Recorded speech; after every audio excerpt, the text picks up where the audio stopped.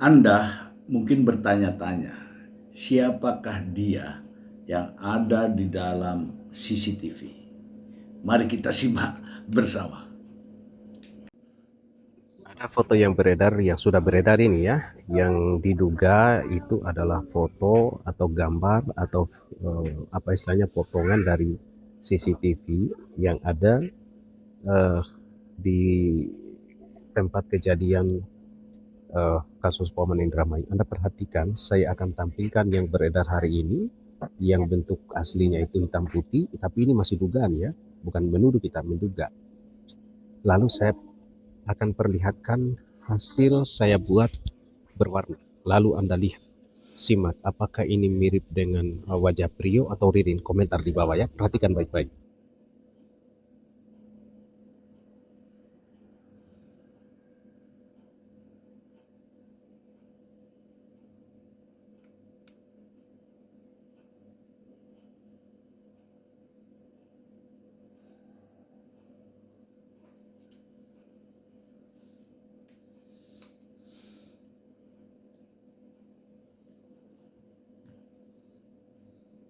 Ayo teman-teman, di awal ya kita sudah perlihatkan CCTV.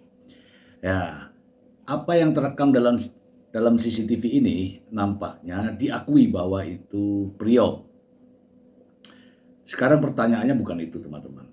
Kita menebak saja, apa itu Ririn atau apa itu Prio. Itulah yang perlu kita pertanyakan. Dalam sebuah rekaman yang sebenarnya rekaman itu adalah bukti krusial ya terkait dengan pembuktian di kasus Indramayu ini. Namun nampaknya menimbulkan perdebatan yang sangat serius di dalam persidangan. Teman-teman, sidang kali ini kita diperlihatkan adanya kecocokan, ya kecocokan. Kecocokan inilah yang dipertanyakan antara keterangan dari Prio yang mengatakan bahwa ada TKP 2, yaitu ruko atau toko dari Budi. Nah, dalam sidang ini diputarkan teman-teman, diputarkan terkait dengan TKP kedua. Namun diputarkannya video itu bukan karena pihak polisi mendatangi TKP dan olah TKP, tetapi justru sebaliknya. Pihak lain yang mendobrak yang katanya TKP kedua. Mari kita simak berikut. Ya, kembali mengingatkan ya terkait dengan protokol persidangan, rekan khususnya bagi penuntut sidang, rekan-rekan wartawan dan pers yang ingin mengambil gambar, mohon izin terlebih dahulu ya kepada majelis hakim melalui PDP yang sudah mendapat izin, mohon mengambil gambar tanpa mengganggu persidangan. Untuk yang merekam, jika mungkin tetap tertib. Dan dalam persidangan ini tidak diperbolehkan untuk melakukan live streaming untuk tidak mengganggu persidangan. Terima kasih.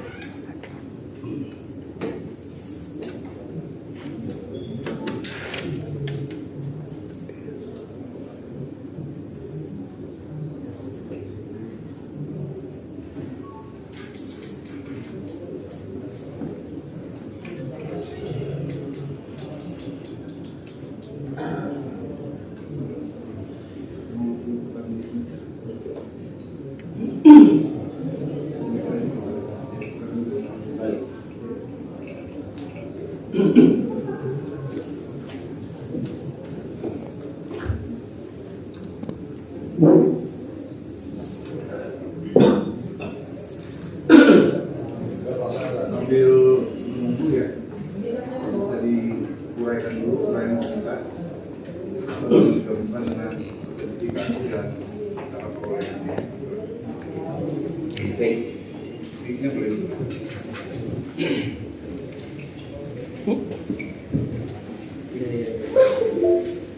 Terima kasih Yang Mulia.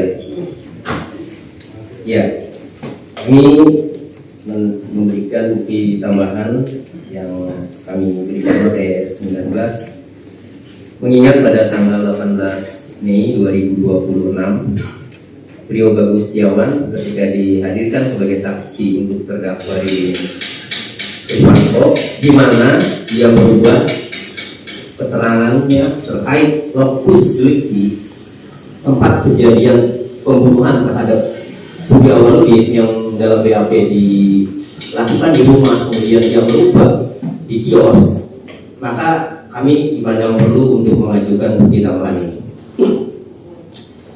berupa rekaman video saat kuasa hukum keluarga korban Budi Awaludin, rekan Heri Reang beserta ketua RT setempat pada tanggal 11 September 2025 memasuki kios milik korban Budi Awaludin yang diklaim oleh Prio sebagai tempat terjadinya pembunuhan terhadap Budi Awaludin. Di dalam kios terlihat tidak berantakan, dan dari beberapa orang yang masuk ke kios tersebut tidak ada satupun yang mengatakan menemukan bercak darah. Bukti ini menerangkan bahwa tempat kejadian perkara atau TKP yang diterangkan oleh Prio Bagus Setiawan di kios milik Budi Awaludin, tempat dibunuhnya Budi Awaludin, sudah didobrak, dimasuki oleh beberapa orang pihak keluarganya sebelum pihak penyidik Polres Indramayu olah TKP. Dari beberapa orang yang masuk ke kios tersebut tidak ada satupun yang mengatakan menemukan bercak darah. Hanya ada yang mengatakan bau busuk troll saja, dan kondisi dalam kios tidak berantakan, masih tertata rapi. Perolehannya didapat dari media sosial Facebook akun Heri Reang yang diunggah pada tanggal 11 September 2025 pada gambar keempat dalam postingannya. Terima kasih.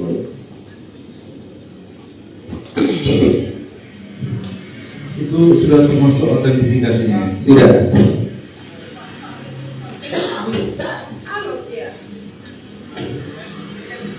Jangan sendirian sih, bareng-bareng wong kira atau wong kira. Ada beberapa.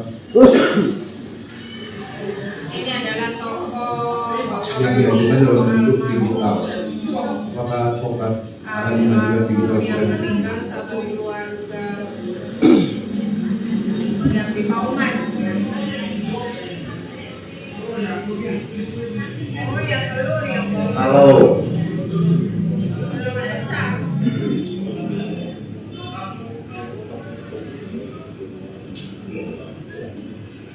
Yang mulia, kalau masih diberikan waktu untuk melakukan digital forensik, ya kami akan melakukan. Kalau tadi yang mulia mengatakan masih ada yang diragukan, maka dari digital, dari elektronik, Begini mas, kan perintah pembuktian terhadap segala sesuatu yang berbeda. Ini udah bisa dulu Pak, videonya. Pak Roman. Ya, cukup ya videonya ya. video sih cukup. Udah cukup ya. Pembuktian terhadap autentifikasi dan cara perolehan itu kan pada pihak yang mengajukan. Baik. Begitu. Karena sidang harus berimbang, makanya ditanyakan begitu. Karena kan akan digunakan untuk keyakinan hakim begitu kan. Nah, pedomannya silakan dipedomani pasal 235 ayat 3 sampai dengan ayat 5. Nah, pertanyaannya apabila memungkinkan, KUHP itu mengaturkan pembuktian selesai apabila sudah fase akhir sekali. Gitu ya. Dipedomani aja sendiri. Nanti kalau disampaikan unpurpose rules of conduct hakimnya, gitu ya. Begitu juga penuntut umumnya ya. Terhadap ada yang mau ditukar lagi? Kalau bukti-bukti sudah, cuma untuk digital forensik kalau waktunya masih memungkinkan, ya kami hadirkan. Kalau ahli tidak jadi dihadirkan ahli. Ahli hari ini tidak.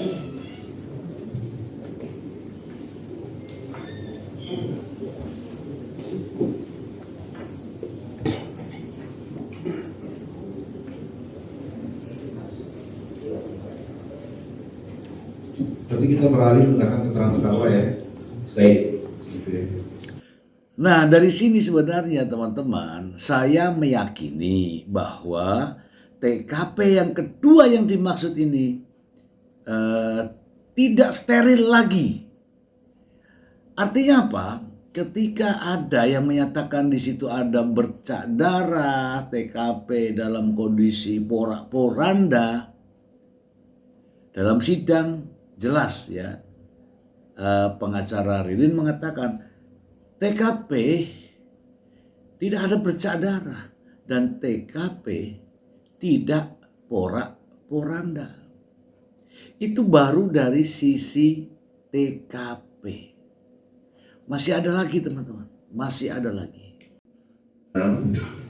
Prio Bagus Setiawan ketika dihadirkan sebagai saksi untuk terdakwa di Irvanto, di mana dia merubah keterangannya terkait lokus delikti tempat kejadian pembunuhan terhadap Budi Awaludin yang dalam BAP dilakukan di rumah, kemudian dia merubah di kios, maka kami dipandang perlu untuk mengajukan bukti tambahan ini berupa rekaman video saat kuasa hukum keluarga korban Budi Awaludin, rekan Heri Reang beserta ketua RT setempat pada tanggal 11 September 2025 memasuki kios milik korban Budi Awaludin yang diklaim oleh beliau sebagai tempat terjadinya pembunuhan terhadap Budi Awaludin. Di dalam kios terlihat tidak berantakan, dan dari beberapa orang yang masuk ke kios tersebut tidak ada satupun yang mengatakan menemukan bercak darah. Bukti ini menerangkan bahwa tempat kejadian perkara atau TKP yang diterangkan oleh Prio Bagus Setiawan di kios milik Budi Awaludin, tempat dibunuhnya Budi Awaludin, sudah didobrak, dimasuki oleh beberapa orang pihak keluarganya sebelum pihak penyidik Polres Indramayu olah TKP. Dari beberapa orang yang masuk ke kios tersebut tidak ada satupun yang mengatakan menemukan bercak darah. Hanya ada yang mengatakan bau busuk troll saja. Dan kondisi dalam kios tidak berantakan, masih tertata rapi.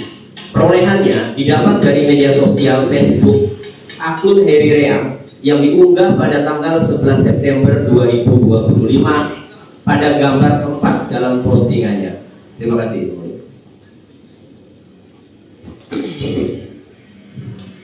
Itu sudah termasuk autentifikasinya. Sudah.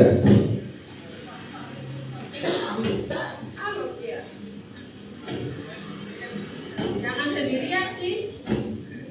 Bareng-bareng wong kira sama kira. Ada beberapa Ini adalah tokoh yang diajukan dalam bentuk digital. Apakah advokat akan mengajukan digital yang forensik? meninggal satu keluarga yang di Pauman. Oh ya telur yang Halo. telur pecah.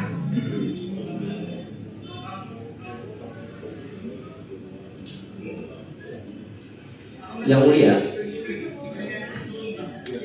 kalau masih diberikan waktu untuk melakukan Dalam kesaksian atau pernyataan terdakwa Ririn Rifanto, jaksa mencecar beberapa pertanyaan.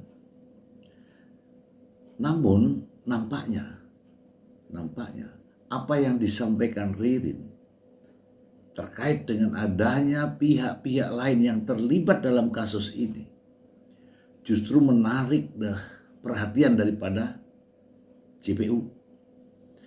Faktanya JPU pun bertanya tentang nama lain, yaitu tentang Joko. Kalau memang jaksa yakin atas dakwaannya, tentu jaksa tidak akan berpengaruh dengan keterangan Ririn. Namun nyatanya jaksa justru banyak bertanya tentang nama lain. Satu diantaranya adalah Joko. Ingin buktinya? Mari kita simak berikut. Tapi nggak berapa lama dari kalian masuk ke rumah itu ya, ada dia. Nah itu kan aneh tuh, kayak gitu. Bukan ada dia.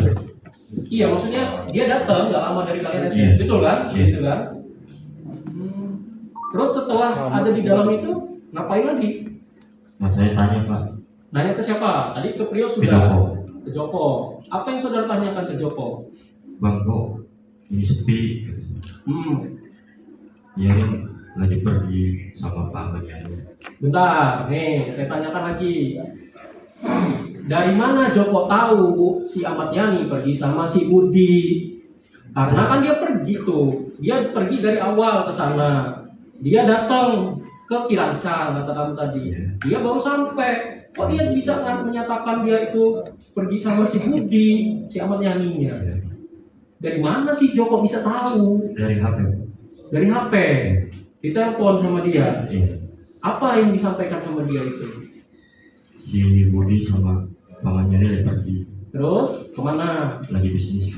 Ke bisnis. Terus jam berapa sih itu? Malam. Malam.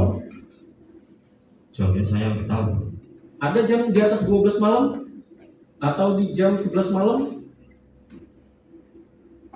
Ya mungkin Ada ya? jam 12 lebih. Oke. Pergilah dia di sana. Joko tiba-tiba ngasih tahu saudara, katanya ke bisnis. Terus apa lagi yang saudara lakukan di sana? Ya, Teman-teman sekalian, fakta dalam sidang, Ririn tidak mengamini alias menolak kesaksian daripada Priyo. Ini fakta ya teman-teman ya. Ririn mengatakan bahwa apa yang disampaikan oleh Priyo itu tidak benar, bukan fakta. Kenapa? Makanya Ririn menolak ini. Ririn tetap berprinsip ya, konsisten dengan pernyataan sebelumnya bahwa ada nama lain di balik peristiwa ini. Ada Ahmadiyani, ada Hardi, ada Joko, ada Yoga. Ini yang menarik teman-teman. Dan ada juga dalam sebuah pernyataan bahwa saya tidak tahu apa yang telah dilakukan oleh Priyo dan komunikasi dengan Joko. Ini sangat menarik ya teman-teman. Mari kita simak berikut. Acak atau random pertanyaan, jadi nggak lama ngulang lagi. Misalnya begini, berapa kali saudara masuk ke rumah tersebut tanpa harus menguraikan berdasarkan keterangan saudara tadi, maka begini panjang kan? Kalau ditanya dengan metode random atau acak, saudara mampu menjawabnya? Macam ini. Gini maksudnya, itu salah satu metode pertanyaan. Keterangan saudara kan panjang. Penuntut umum mengulang. Tadi saudara bilang saudara ke kapal begini, ini kan lama tuh butuh waktu. Bisa langsung tanya, mengapa saudara membuat KTP tersebut? Apa tujuannya? Kan selesai. Simpel itu, bisa. Silakan penuntut umum juga.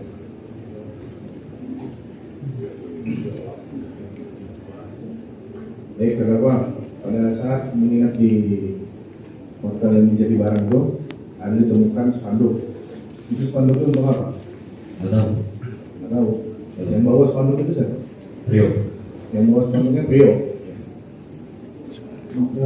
Dia bawa itu pada saat kapan? Ya, saya tidur Pak. Terus tahu ada di kamar itu Iya. spanduknya. Yang buat siapa? Ya, Rio ngomong ke saya. Prio, Titipan Joko. titipan Joko. Iya. Berarti Joko yang buat. Ya nggak tahu. Jadi tadi Joko yang ngasih. Ya, Siapa yang buat? Rio yang ngomong ke Titi Pak. Oke. Titipan Joko. Terus kenapa ada sidik jari saudara di botol vakum? Ya, karena saya banyak nyamuk Pak. Terus disuruh Joko suruh ngambil botol patek di ruang tengah. Kayak gimana kronologinya coba? Sekarang. Saya buat banyak nyamuk di ruang tamu. Saya nanya ke Joko, Bang, ada obat nyamuk enggak? Kalau Joko mau obat nyamuk nggak ada. Akhirnya si obat nyamuk itu ambil aja di meja ruang tengah. Terus kenapa terdakwa izin ke saksi Sela mau ke Banten karena mau mengurus tanah milik kakek? Karena disuruh pamannya ini seperti itu. Kenapa nggak jujur aja? Ya karena disuruh pamannya ini seperti itu. Kenapa terdakwa nurut sekali dengan Amanian?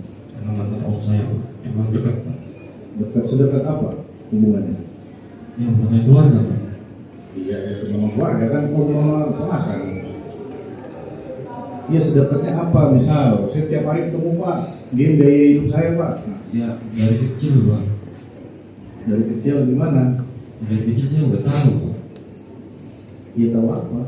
Ya tahu bahwa itu om saya.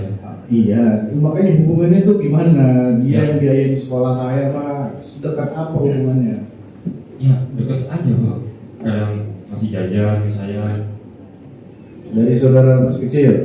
Beberapa waktu yang lalu saya mengatakan bahwa dalam kasus seperti ini haruslah bukti-bukti yang dikedepankan. Apalagi ini menyangkut masalah pembunuhan 5 nyawa yang sangat-sangat sadis. Ya, antara bukti-bukti haruslah berkesesuaian. Ya, ada bukti CCTV, ada HP, dan inilah yang harus dilakukan pembuktian secara ilmiah. Saya ingin menjelaskan kepada teman-teman semua bahwa terkait dengan otopsi dan juga terkait dengan forensik, digital forensik.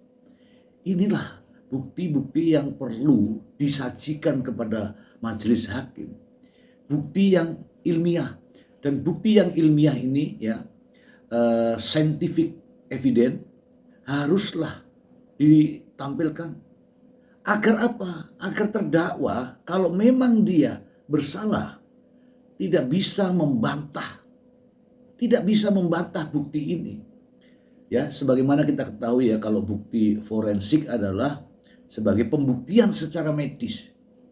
Dan bukti CCTV, bukti handphone itu adalah forensik ya, pembuktian secara elektronik. Dua-duanya ini saling mendukung dalam proses persidangan ini. Jika tidak dihadirkan, maka inilah yang terjadi, menimbulkan perdebatan-perdebatan. Sebagaimana disampaikan oleh hakim sendiri, bahwa ini bukti saintifik ini adalah bukti utama.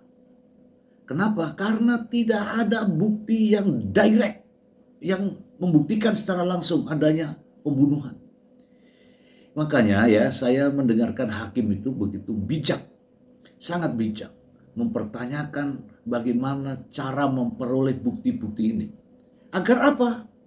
Agar bukti-bukti seperti ini menjadi alat bukti yang sah dan bisa digunakan oleh hakim sebagai pertimbangan dalam mengambil keputusan.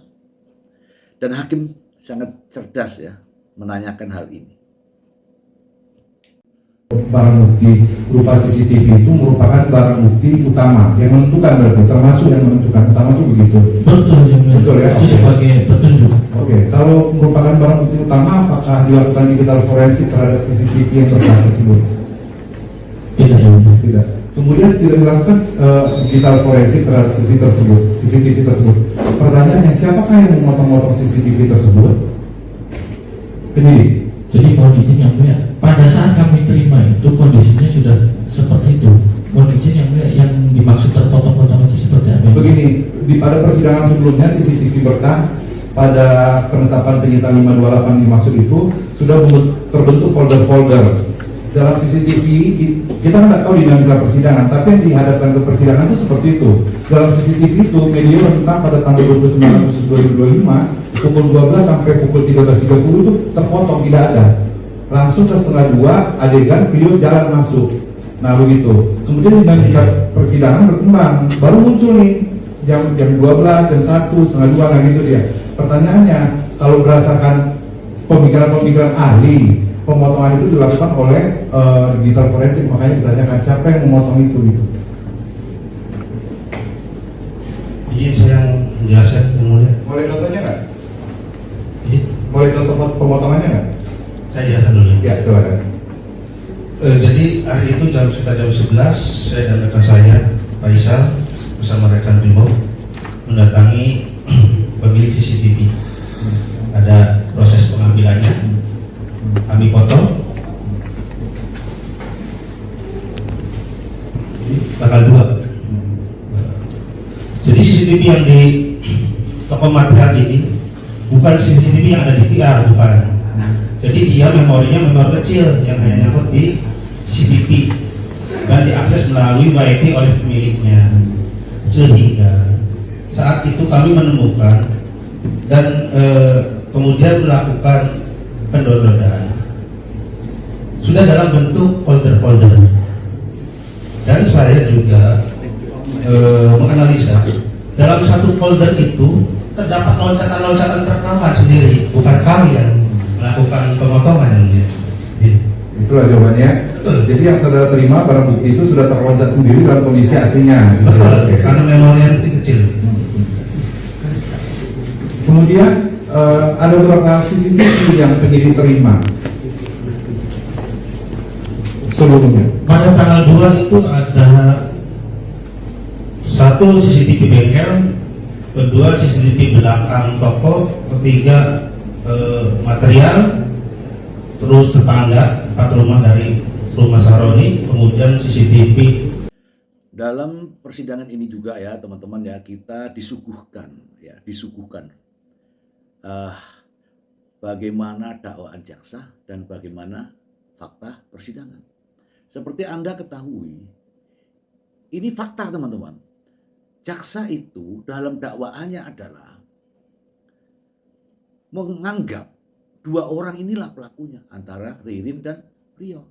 2 orang inilah secara berganti-gantian melakukan aktivitas pembantaian terhadap 5 nyawa ini.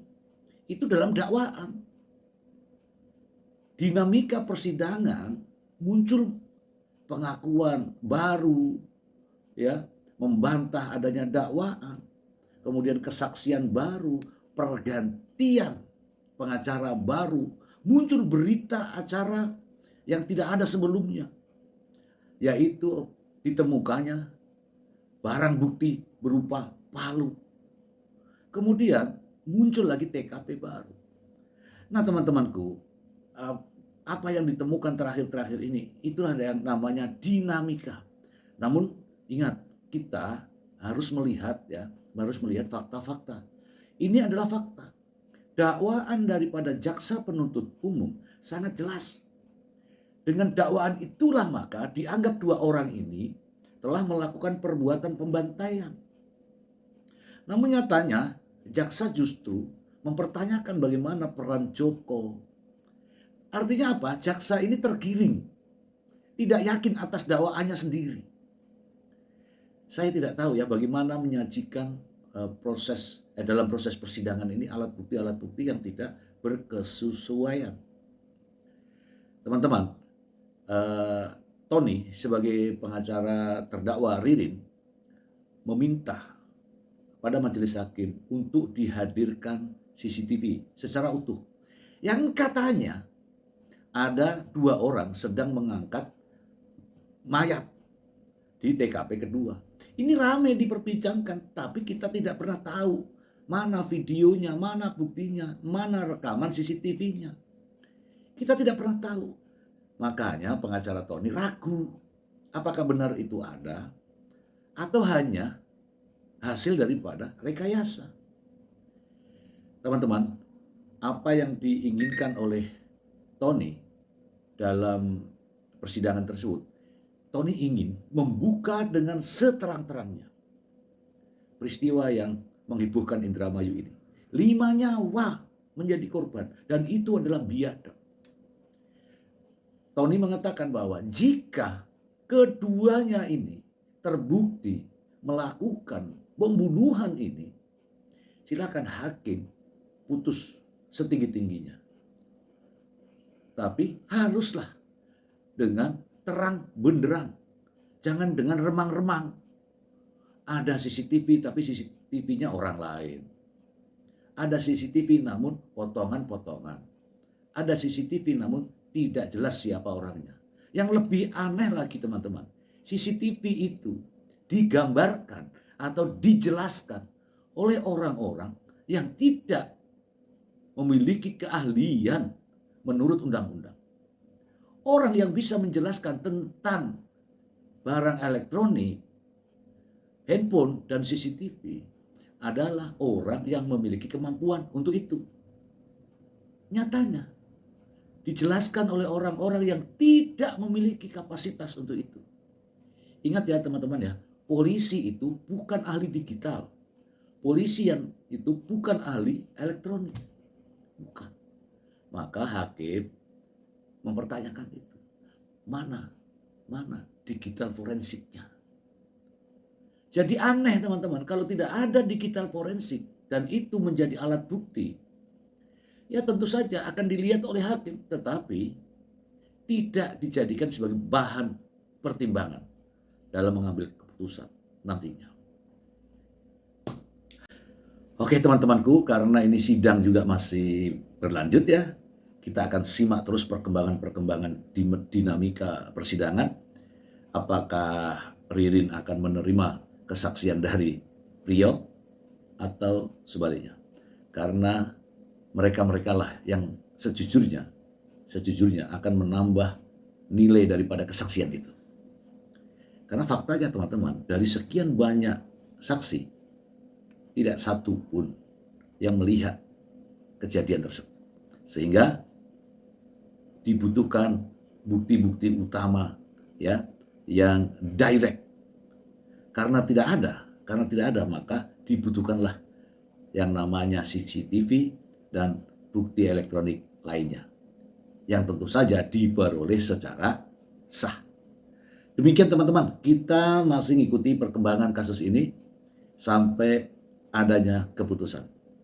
Semoga bermanfaat. Terima kasih. Bye.